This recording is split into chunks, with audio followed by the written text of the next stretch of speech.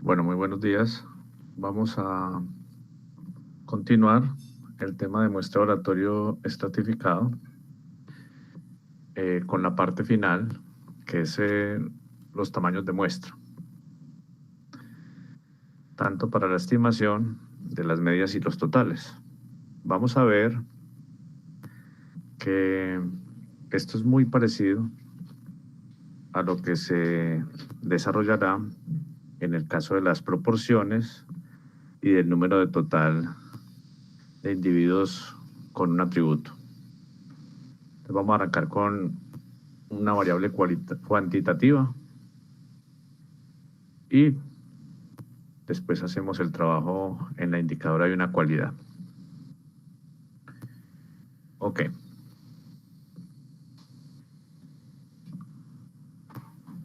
Para calcular el tamaño de muestra, es decir, el total de unidades o elementos que se muestrarán en toda la población, vamos a tener en cuenta, al igual que en el muestreo aleatorio simple, a la varianza del estimador del parámetro de interés y a su relación con un nivel de significancia y un límite para el error de estimación. Vamos a encontrar que las fórmulas son muy parecidas en el procedimiento de cómo determinar ese tamaño de muestra. Después de tener un valor de la muestra global que se debe obtener en una muestra aleatoria certificada, lo siguiente es repartir esa muestra en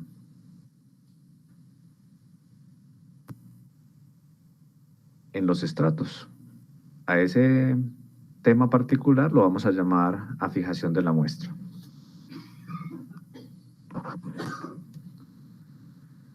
Bueno, entonces, con base en el n total, vamos a encontrar los valores en cada estrato n sub i. Esa es la idea primordial de este tema.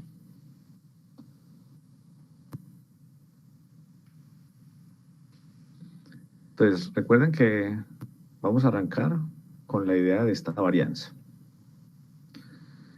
La varianza del estimador de mu, entonces aquí estamos arrancando, digamos, con un parámetro de interés mu poblacional, ¿cierto? De acuerdo a las fórmulas que vimos en la clase anterior, eso es igual a la sumatoria de los m sub i al cuadrado, eran los ponderadores, y era n sub i sobre n, todo al cuadrado. El n, como no depende de i, puede salir de la suma, multiplicado por las varianzas de los estimadores en cada estrato. O sea, este mu en función de los estimadores de los mu sub i.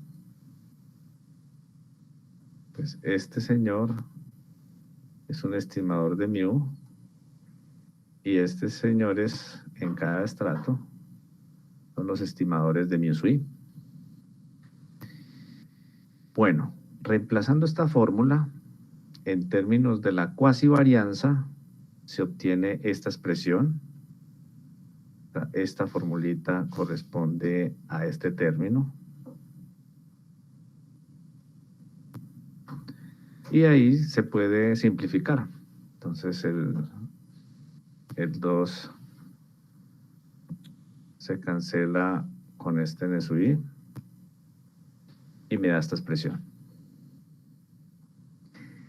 No sé si se acuerdan, pero en muestreo aleatorio simple podemos preestimar esta varianza con un nivel o un límite, perdón, para el error de estimación. Y lo que nos decía eso que era igual a z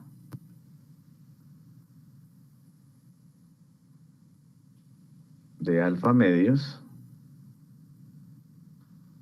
en este caso, n menos L, perdón, la Z no tiene grados de libertad, que multiplica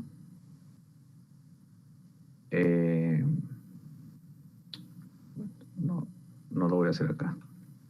Voy a dejarlo para la próxima diapositiva. Bueno, dejémoslo ahí. Entonces, tenemos la expresión para la varianza del estimador del parámetro de interés poblacional. Y queda en términos de las varianzas de los estimadores de los parámetros a nivel de estrato. Entonces, nuevamente, utilizamos la cuasivarianza para facilitar los cálculos del tamaño de muestra. Se puede hacer con las varianzas, pero la fórmula queda, digamos, un poquito, no sé si puede simplificar tanto. Y la idea aquí es, cuando el tamaño de muestra, o más bien el tamaño de los estratos es suficientemente grande, la cuasivarianza y la varianza terminan siendo prácticamente las mismas. Esa es la idea que se va a utilizar ahí. Como en el caso del MAS, del muestreo aleatorio simple, estas varianzas precisan ser preestimadas para poder calcular los tamaños de muestra. Estamos hablando de estos términos. ¿Cómo se calculan? De muestras similares o anteriores, a juicio de un experto,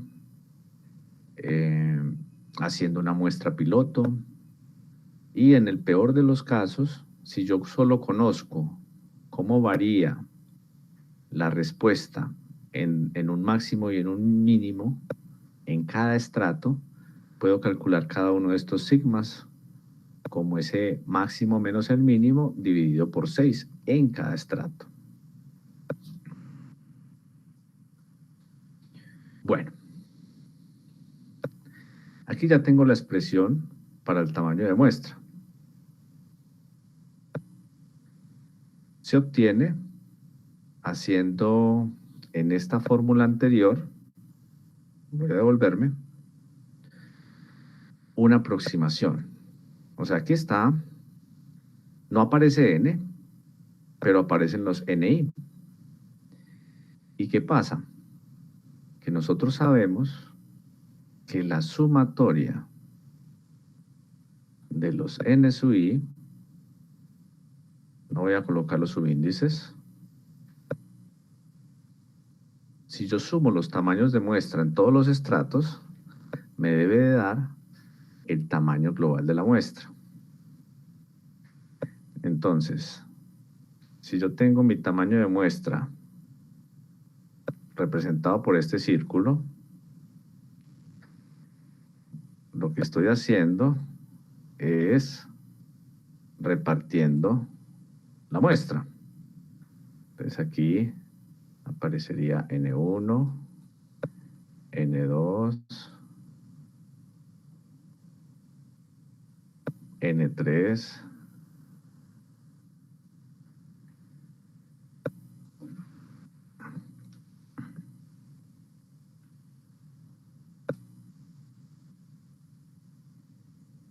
bueno, y así sucesivamente hasta N sub L. Esto lo dibujé a propósito como un diagrama de torta. ¿Por qué? Porque como la suma de estos pedazos debe dar n, cada pedazo representa una fracción de n. Es como decir qué porcentaje de la torta le toca a cada estrato. ¿Qué quiere decir? Que esto se puede escribir como que n sub i es igual a psi sub i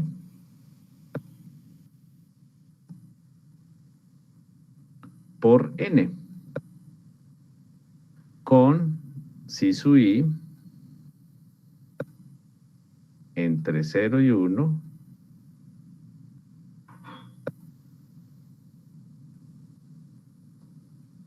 y la sumatoria de los psi sub i para los estratos igual a 1. Entonces, si yo sé cuál es el porcentaje que le corresponde a cada estrato, entonces multiplico por el tamaño global de la muestra y obtengo cuál es la fracción de la muestra que le corresponde a cada estrato. ¿Hay alguna pregunta en este punto?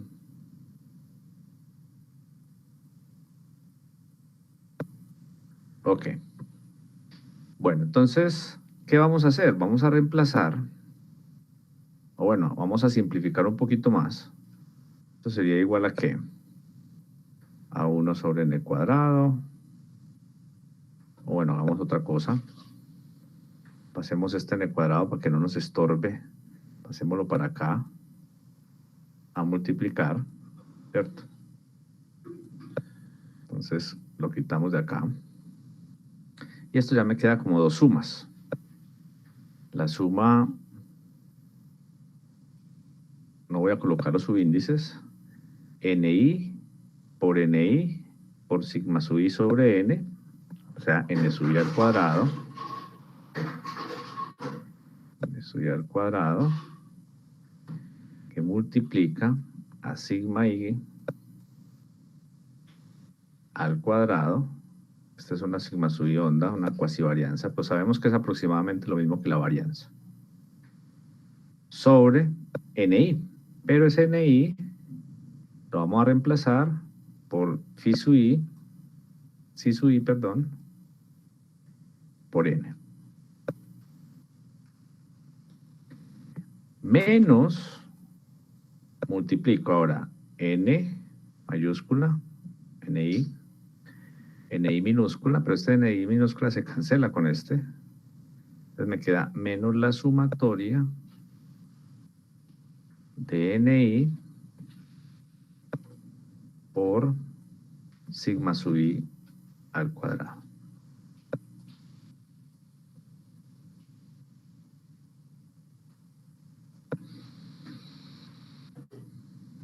Observe que este término no depende de n minúscula. Entonces lo voy a pasar para este lado. Me quedaría n cuadrado por la varianza más esta sumatoria. Ese valor está acá en el denominador. N cuadrado por la varianza más la sumatoria. Aquí ya reemplacé las cuasivarianzas por las varianzas, asumiendo pues que hay una aproximación debida a los tamaños de muestra. Y cuando yo quiero despejar el n, haciendo que esto ya está acá en este lado, entonces el n sale la suma, no depende de i, pasa a multiplicar y todo esto, o sea, incluido este término, sumando, todo eso pasa a dividir. Entonces me quedaría esto dividido por psi sub i, dividido por n cuadrado por la varianza más esta sumatoria. ¿Qué es lo que aparece acá? Entonces de ahí salió esta formulita. Despejando n en ese desarrollo que hice en la diapositiva anterior. Bueno.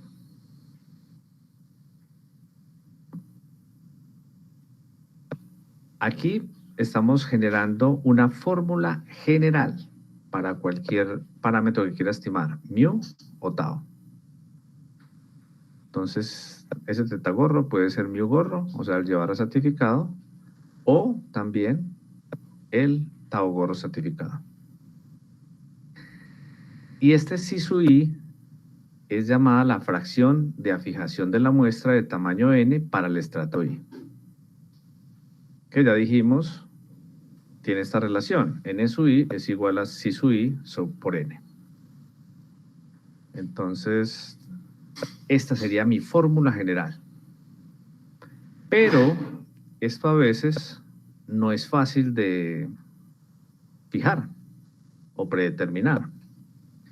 Entonces, hay que utilizar la aproximación normal que dice que el límite para el error de estimación, entonces sería delta, es lo mismo que hicimos en muestreo aleatorio simple.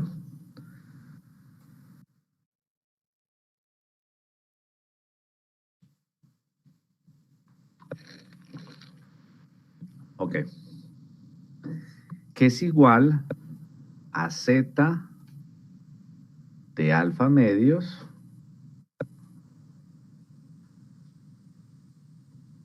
que multiplica a la raíz cuadrada de la varianza de llevar estratificado, bueno, en este caso de teta gorro. Teta gorro, ya depende de cuál vaya a estimar yo, si voy a estimar a mu o a tau gorro o a tau. Bueno,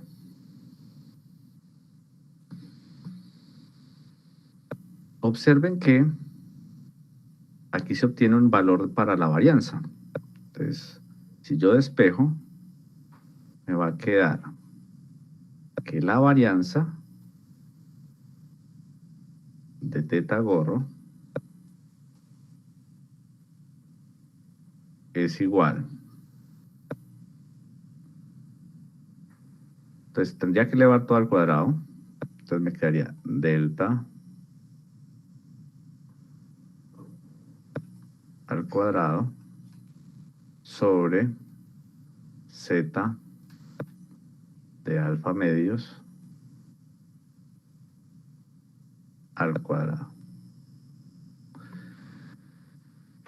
Esto es lo que voy a reemplazar en la siguiente fórmula. Entonces, para no utilizar la varianza, sino algo más fácil de fijar, que es un límite para el error de estimación y una confiabilidad o un nivel de significancia.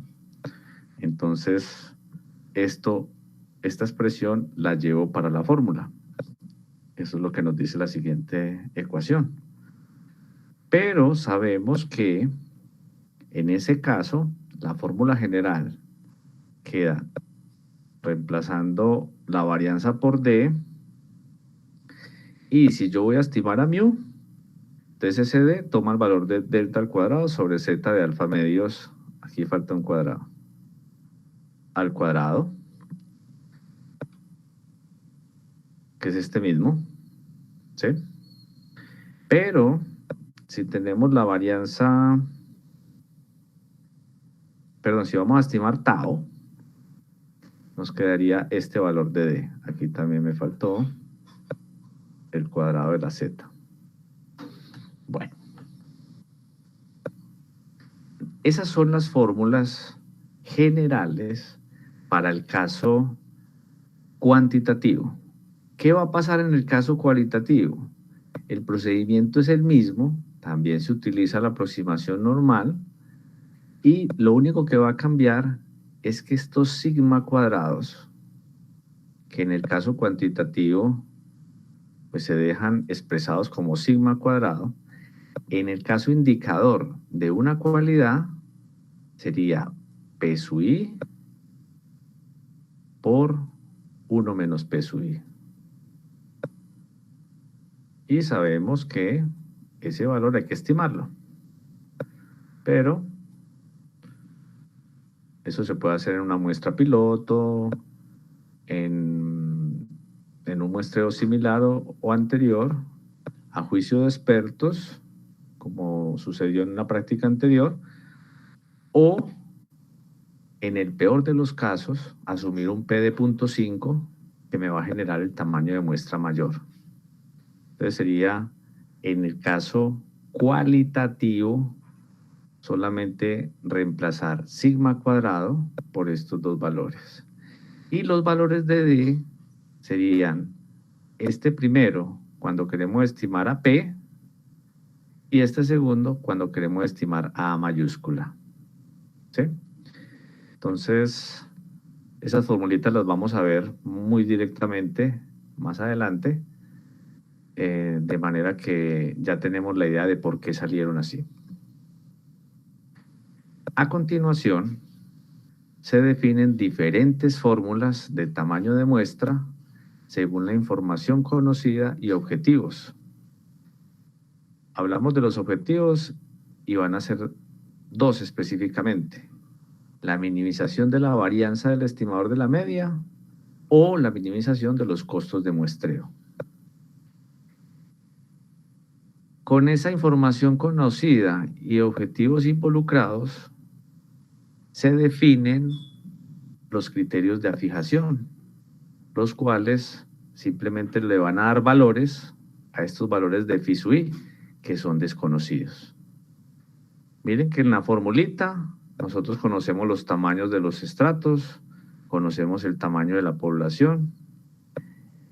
A través de uno de los métodos que hemos estudiado, podemos aproximar los sigmas en cada estrato o las proporciones en cada estrato. Pero nos queda faltando, D, que depende del límite para el error de estimación y la confianza o el error tipo 1, que yo lo puedo definir como investigador. Entonces el investigador decide cuál va a ser su precisión delta y cuál va a ser el error alfa. ¿Sí? Pero nos queda faltando este término. ¿Cómo lo vamos a determinar?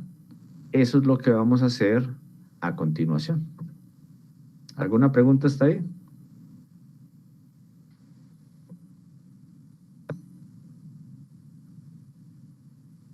Bueno, sigamos entonces.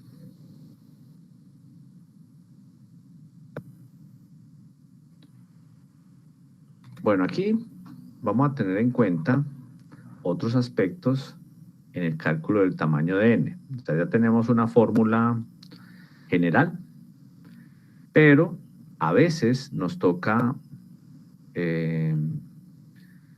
limitarla, porque si tenemos un presupuesto fijo, tenemos que asegurar que ese muestreo, su costo no vaya más allá del presupuesto asignado.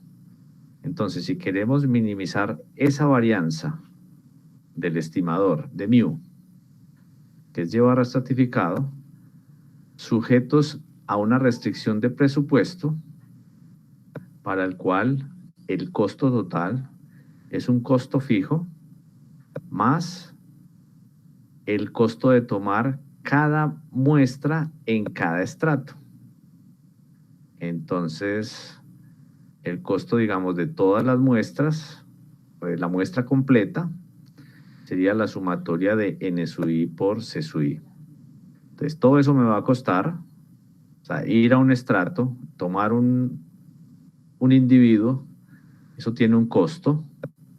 Si yo multiplico por el número de individuos que saco en cada estrato, entonces tengo un costo total del estrato. Y si sumo los estratos, pues tengo el costo del muestreo. Y eso le sumo un presupuesto fijo y ya tenemos el costo completo del muestreo. C menos C sub 0 ya está fijado. O sea, yo conozco los costos fijos, conozco el presupuesto. Entonces, lo único que yo me voy a preocupar es cómo hago para optimizar el número de unidades que voy a tomar en cada estrato para unos costos C sub i. Y ahí se puede obtener esta fórmula, donde ese valor fijo, C menos C0, que es el costo que yo tengo disponible para hacer el muestreo, multiplicado por esta sumatoria y dividido por esta otra sumatoria, nos daría cuál es el tamaño de muestra total que se debe obtener en este caso, cuando tenemos un presupuesto y cuando tenemos que minimizar la varianza del estimador. Para hallar los NSUI se debe usar a fijación óptima para costos variables. Ahorita lo vamos a mirar. Ok. ¿Qué pasa si yo solo necesito minimizar los costos totales? No conozco los costos fijos. Entonces, solo los costos variables y no se tiene prefijado el valor de C. Por lo tanto, no estamos limitados por un presupuesto. Para un valor de esa varianza de Y barra estratificado, previamente prefijada en este valor delta cuadrado sobre Z de alfa medios al cuadrado, la fórmula cambia un poquito, ¿cierto? Esta es la misma fórmula 1, esta, pero haciendo que estos phi sub i tomen unos valores.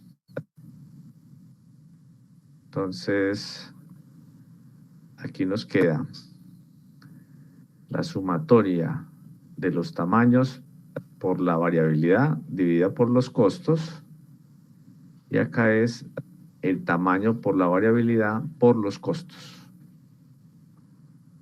Para hallar los NSUI se debe usar a fijación óptima para costos variables.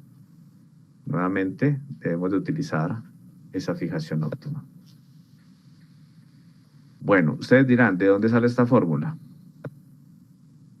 Esa fórmula precisamente se obtiene al usar esta fijación.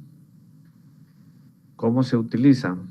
Se utiliza phi sub i igual a la sumatoria, perdón, control Z, a NI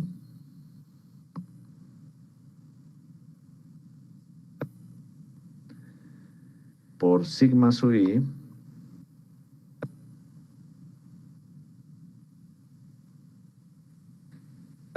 dividido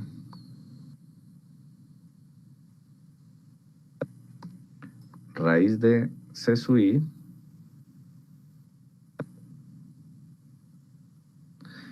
todo dividido por una sumatoria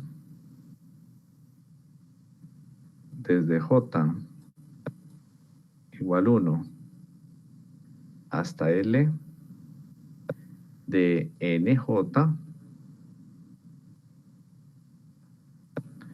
por sigma sub i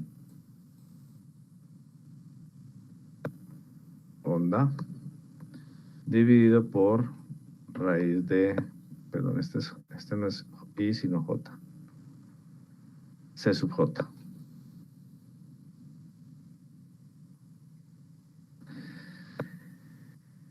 Este C sub i, si yo lo reemplazo en esta fórmula, voy a llegar a esta fórmula.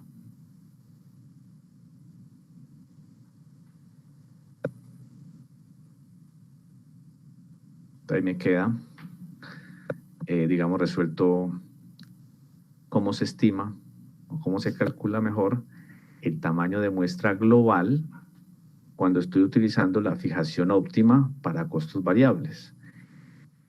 Pero ojo, solo cuando no tengo un presupuesto fijo. Si tengo un presupuesto fijo y unos costos fijos, entonces utilizo la fórmula anterior, que es más sencilla. Esta. Bueno. La otra posibilidad es, queremos minimizar la varianza del estimador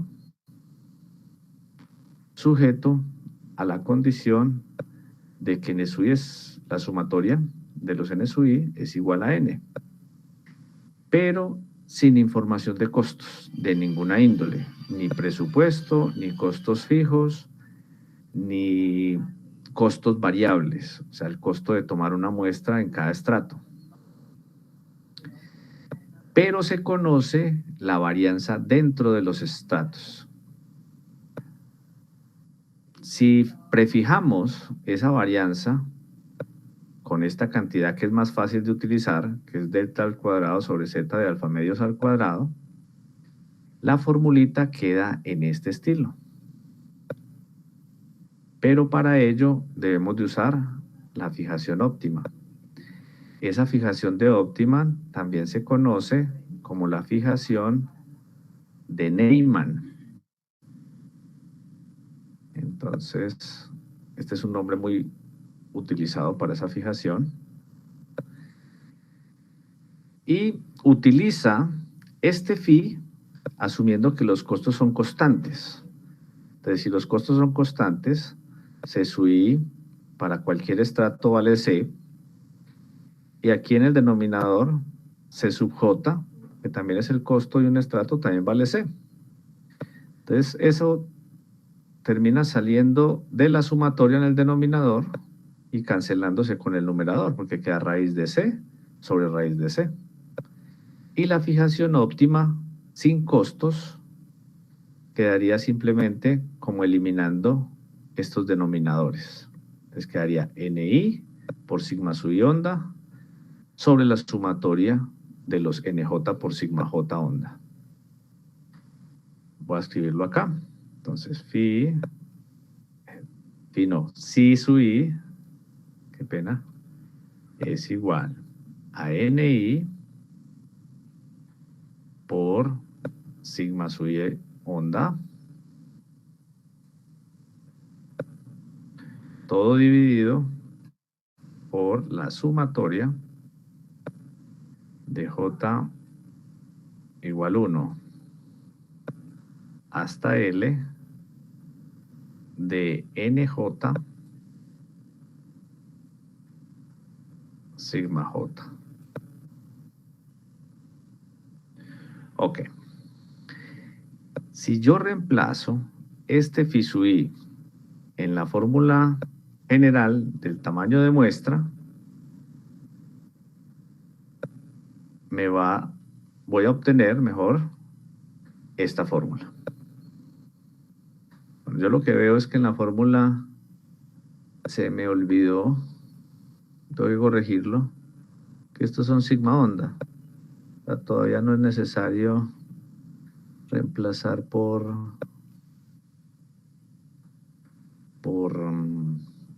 sigma sub i al cuadrado. Esa aproximación se puede hacer al final, ¿sí? Para que nos puedan cancelar los términos, si no, no nos va a dar. Bueno, hay otra forma de determinar el tamaño de muestra y es usando una fijación que ya no tiene en cuenta ni a los costos ni a las variabilidades en los estratos. Entonces, cuando desconocemos los costos y no estamos seguros de los valores a asignar en las varianzas dentro de los estratos, aunque sí se requieren las estimaciones previas, se puede prefijar esta varianza, como siempre la hemos prefijado, en delta al cuadrado sobre z alfa medios al cuadrado, de lo cual se obtiene lo siguiente. Entonces, esta fijación proporcional establece que estas varianzas tampoco son fáciles de determinar, entonces se asume constantes. Entonces simplemente este sigma sub i se reemplaza por sigma onda y en el denominador el sigma j se reemplaza por sigma onda. Sale de la suma, se cancela con el de arriba y me queda la asignación proporcional, que es psi sub i igual a n sub i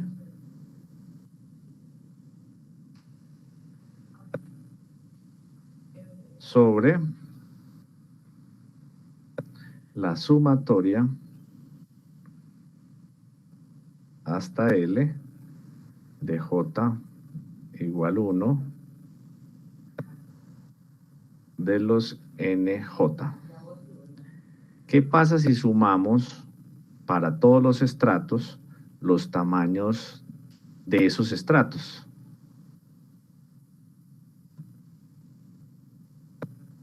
¿Alguien? O sea, el denominador se puede reducir.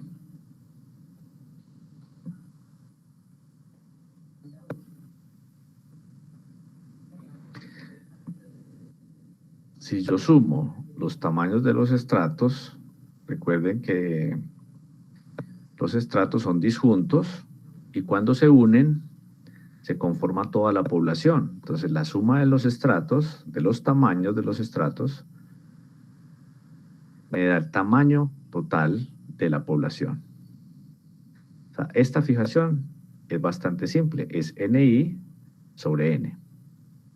Cuando yo reemplazo en la fórmula original, les pongo aquí NI sobre N, el N que queda en el denominador pasa a multiplicar fuera de la suma, no depende de I, y me quedaría un NI en el denominador que se cancela con el exponente de este término.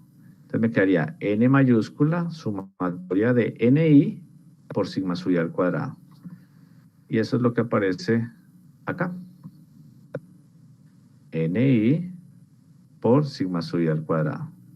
¿Qué pasó con el N? El N se puede pasar al denominador. Entonces me quedaría en el denominador. Aquí había un N cuadrado. Se cancela con el N que pase a dividir. Y la sumatoria, que era de N sub I por sigma suya al cuadrado, también termina siendo dividida por N. Lo pueden dejar acá o lo pueden pasar al denominador, no hay ningún problema. O sea, esa fórmula se puede escribir de varias formas. Ok. Entonces, vamos a resumir las afijaciones que hemos determinado. Pues respecto a la fijación, básicamente existen tres formas que dependen de la información que se conozca y de lo que se desea minimizar. A continuación se presentan los métodos de afijación para la estimación de medias y totales poblacionales en las siguientes ecuaciones. En general, sigma sub i onda se reemplaza por su estimación previa. La más sencilla de todas fue la última que vimos, mírenla acá. Si sub i es igual a ni sobre n, o sea, esto que está aquí es si sub i,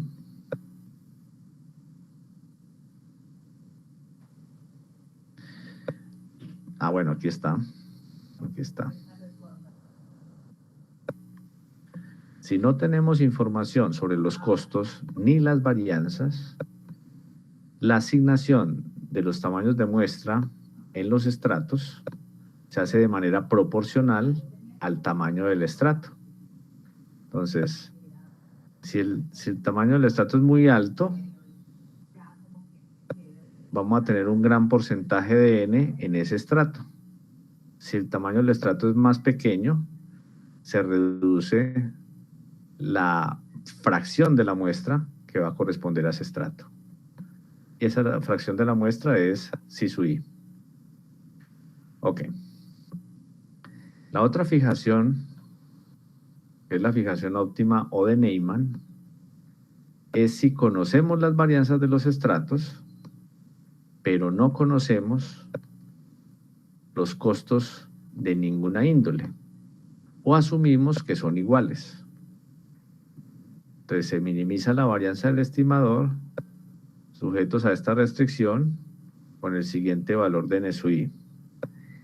Y lo que aparece acá, cuando se hace ese proceso de optimización, esos son las afijaciones de Neyman. Ok. Por último, la fijación óptima para costos variables, que va a depender de si tenemos un presupuesto o no. pues este sería el costo total cuando hay una restricción presupuestal, y este sería el costo total sin restricción presupuestal.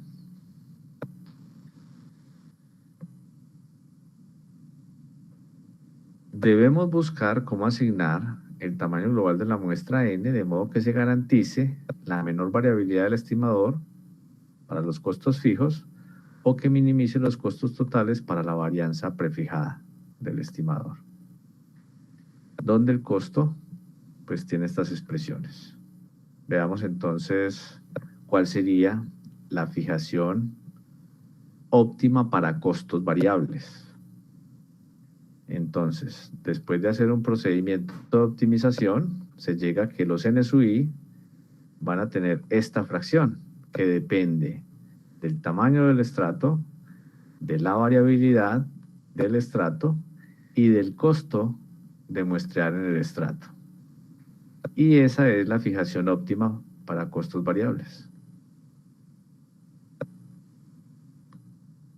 Estos valores ya los habíamos planteado antes y son los que se reemplazan en la fórmula general de n para obtener cada una de las fórmulas dependiendo de la información disponible.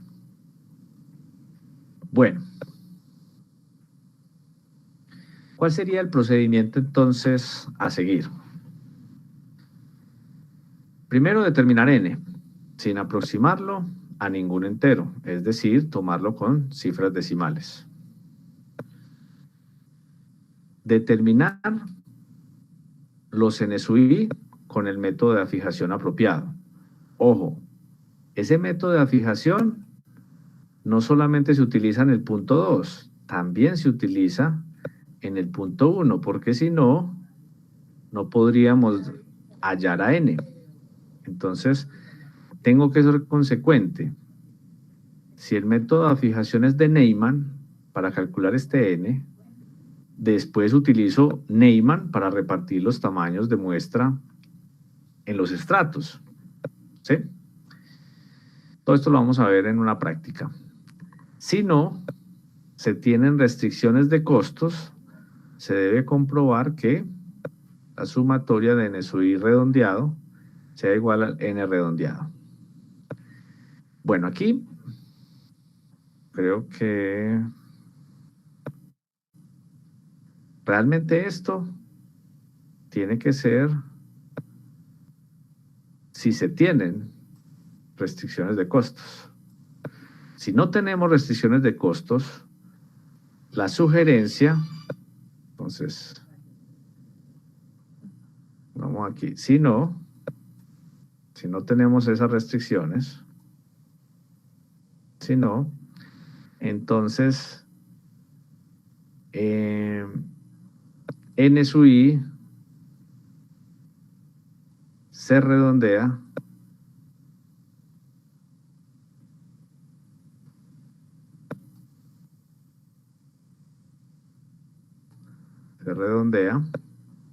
al entero superior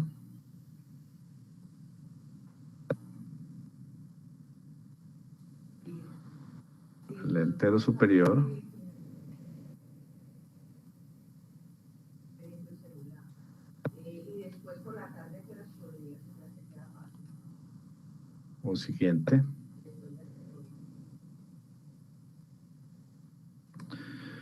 Bueno, y se actualiza n, se recalcula.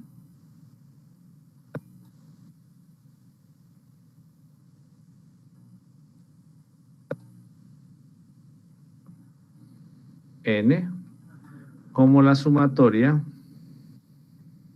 de los NSUI redondeados.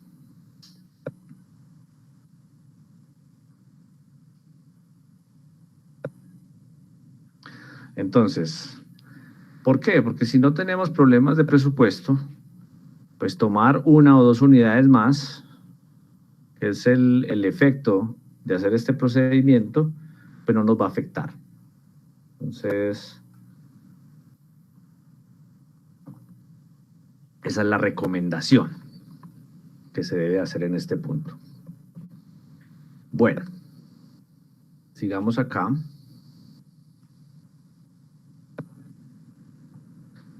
Si la anterior condición no se cumple, o sea, ese presupuesto, perdón, la suma de los NSUI redondeados no es igual a la sumatoria, al N redondeado, perdón.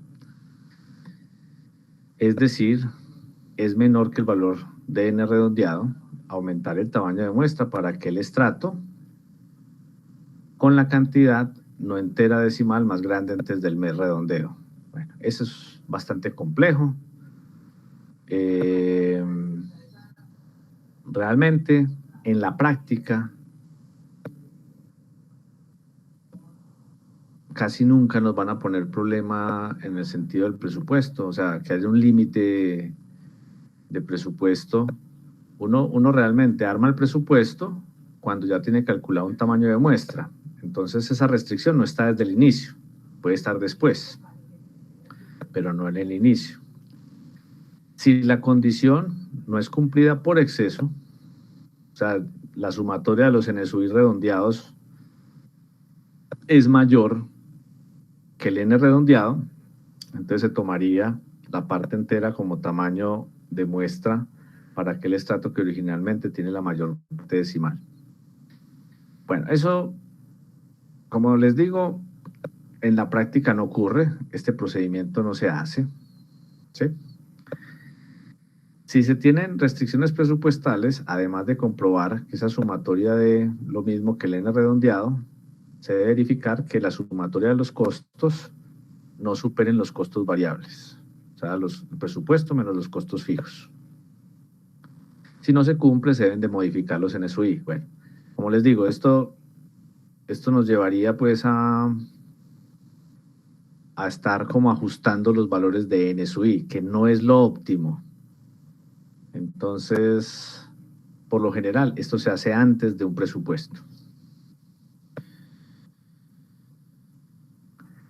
Bueno, esta parte, digamos que ya la vimos, pero vamos a mirar las fórmulas.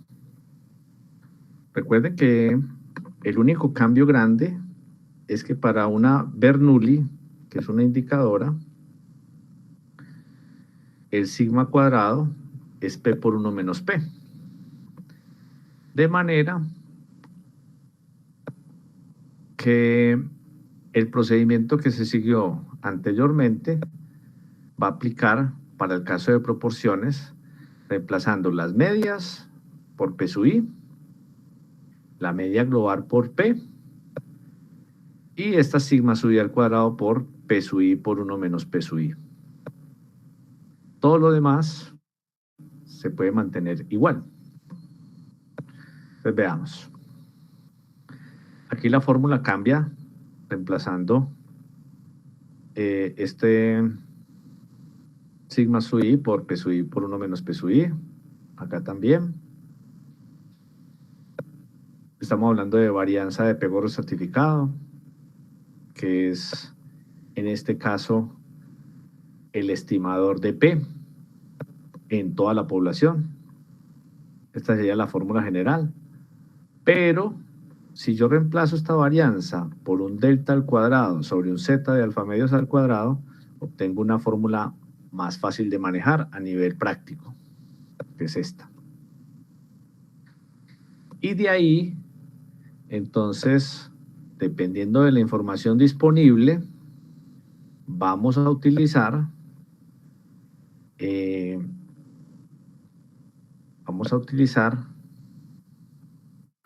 las afijaciones apropiadas en cada caso para obtener la fórmula del tamaño de muestra de acuerdo a esa información disponible. Voy a pasar rápidamente por ahí. Pues si hay un presupuesto, simplemente me queda n por sigma. Ese sigma es la raíz cuadrada de P por 1 menos P sub I, dividido por los costos, y en el denominador la sumatoria de NI por sigma I, que es esta raíz, y por la raíz de los costos. Para hallar los NSUI se debe usar la fijación óptima para costos variables, que era C phi sub i igual a N sub i por P sub i por 1 menos P sub i, todo en raíz, dividido por C sub i, y lo mismo, pero en sumatoria, cambiando los índices por J. No voy a hacer eso. Vamos a ver la fórmula general en cada caso. Si no tenemos costos fijos o presupuesto y solo nos interesa minimizar los costos totales, se utiliza esta fórmula. El cambio es simplemente reemplazar sigma sub i por raíz de P sub i, por 1 menos P sub i. Pero es la misma fórmula. Y aquí también se utiliza la fijación óptima para costos variables, al igual que en el anterior. Fijación óptima para costos variables. Solo que esta tiene un presupuesto fijo.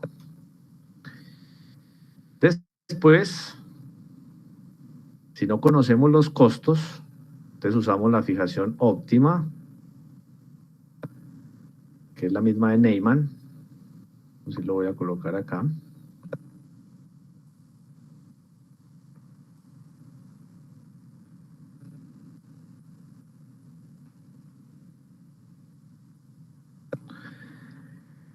Y reemplazando en la fórmula general, pues llegamos a esta expresión. Y cuando no se conocen los costos y la homogeneidad del estrato, ni la homogeneidad del estrato, lo que queremos es, primero, prefijar la varianza y utilizar una fijación proporcional. Reemplazándola en la fórmula de n, pues llegamos a esta formulita. Bueno. En resumen, esas son las afijaciones. Aquí las voy a señalar. La proporcional, que fue la última que se usó. La fijación de Neyman, que es esta que está acá. La fijación óptima para costos variables, que es esta que está acá. Esas son las fórmulas que se reemplazan en la fórmula general de n para obtener el tamaño de muestra. Y para calcular los tamaños tanto globales, bueno, global, porque es uno solo, n, y repartirlo a los estratos a través de los n sub i, se sigue el mismo procedimiento descrito en el caso cuantitativo. Se calcula primero el n, después se utilizan los n sub i con la fijación apropiada. Se recomienda aproximar siempre al entero superior, desde que no tengamos problemas de presupuesto, y se recalcula el n sumando esos valores aproximados. Eso quizá nos dé del valor inicial n una unidad o dos por encima, dependiendo del número de estratos. Si hay más estratos, pues nos debe dar un poquito más. Pero si no tenemos restricciones de costos, es mejor tomar una unidad más, que no correr el riesgo de tomar una unidad menos e incumplir con los valores de el límite para el error de estimación y el delta. El delta y la confianza. Bueno, hay otro tema que está incluido pues dentro de las notas de clase, pero que no lo vamos a tocar, y es sobre los pesos de muestreo. Realmente ustedes lo pueden leer, pero no se va a practicar ni a evaluar. Simplemente este es un tema que tiene que ver con cuántas unidades, o sea, cada individuo que sale en la muestra. Recuerden que nosotros siempre vamos a hablar de una muestra representativa de la población. Entonces, cada individuo seleccionado en la muestra está representando a un número mayor de unidades dentro de la población. Estos pesos de muestreo me dicen cuál es ese valor. Entonces, si quiere, veamos un ejemplito. Bueno, los W sub i se calculan como NI sobre NI minúscula. Y se interpreta como el número de unidades en la población representadas por el miembro I, J, de la muestra.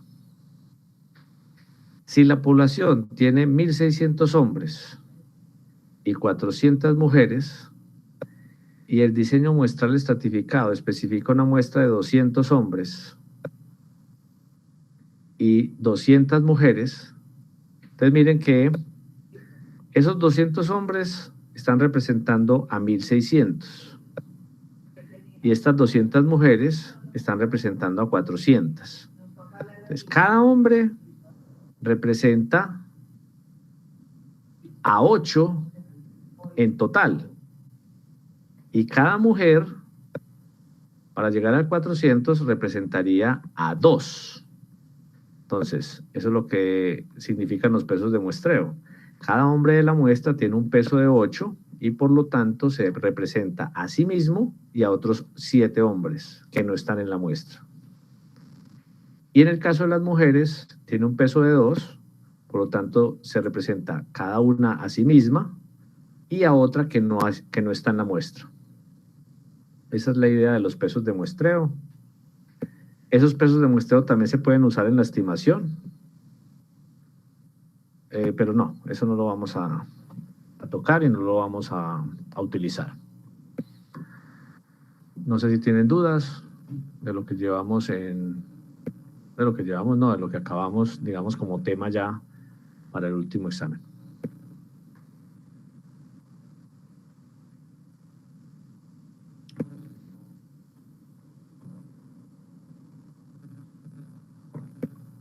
Profe, ¿cómo va a ser la metodología del examen? La misma que hemos venido trabajando, o sea, ¿qué temas tenemos? Tenemos muestreo aleatorio simple, muestreo aleatorio estratificado y la teoría de la planeación de una encuesta por muestreo, o sea, los términos técnicos, todo lo que vimos al principio, y la lectura, que es obligatoria, está disponible en Moodle. Entonces, de la parte teórica, esperen preguntas conceptuales, ¿cierto? De la parte práctica, vamos a hacer 2 prácticas, ya hicimos una, la práctica número 8, y el martes hacemos la práctica número 9. Con esas 2 prácticas, digamos, cerramos el trabajo práctico. No vamos a hacer taller de repaso, porque los ejercicios son muy repetitivos. Ustedes se dieron cuenta en la práctica número 8. Lo mismo ocurre en muestreo aleatorio estratificado.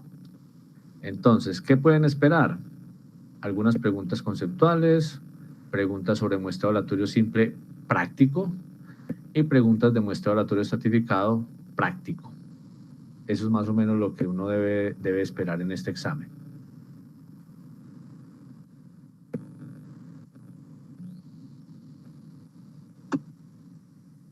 Profe, acerca del trabajo corto para este examen, ¿ya lo subió o ya no lo... Estamos a 15 días, más o menos. Lo coloco el viernes, entonces. La idea es, como usted dijo, un trabajo corto, pero que les permita practicar ejercicios tanto, bueno, mayormente en muestreo aleatorio estratificado. ¿Por qué? Porque el estratificado te permite practicar no solamente ese muestreo, sino también el muestreo aleatorio simple que se aplica en cada estrato. Entonces, sería como resolver un problema práctico de muestreo aleatorio simple y estratificado en ese trabajo corto. La idea es trabajar con los mismos datos que venimos trabajando en el primer trabajo. Ya saco las indicaciones en el enunciado.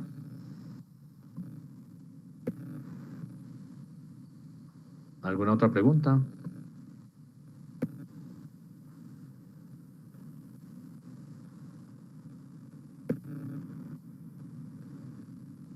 Bueno, les agradezco mucho la atención.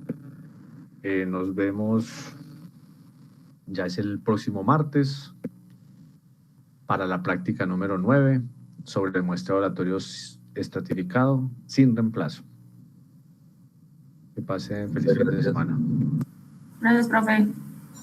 Hasta luego. Gracias, profe. Muchas gracias, profe. Gusto. Bueno, hasta luego. Gracias, profe. Con gusto.